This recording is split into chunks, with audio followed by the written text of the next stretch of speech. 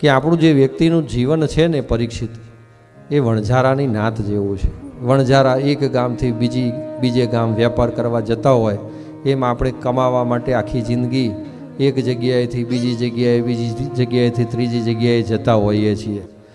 વણઝારાઓ એક ગામથી બીજે ગામ જતા હોય તો ઘણીવાર એમને તડકો સહન કરવો પડે, ઘણીવાર વરસાદ સહન કરવો પડે, તો ઘણીવાર ટાઢ પણ સહન કરવી પડે. એવી રીતે આપણે પણ આપણા જીવનની આજીવિકા પૂરી કરવા માટે ઘણીવાર તડકો સહન કરવો પડ્યો હોય, ટાઢ સહન કરવી પડી હોય, ઘણીવાર વરસાદની ઋતુ હોય તોય પણ આપણા જીવનની આજીવિકા પૂરી કરવા માટે આમ તેમ દોડતા રહીએ છીએ અને આમ તેમ ફરતા રહીએ છીએ.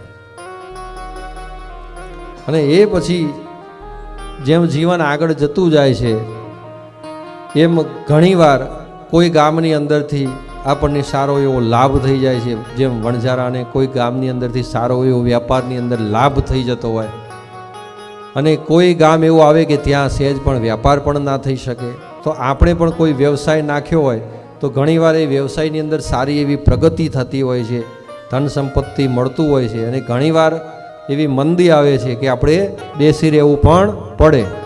અવિનાશભાઈને રોજ કથાઓ તો હોય નહીં, કથા ના હોય તો આપણે બેસવું પડે.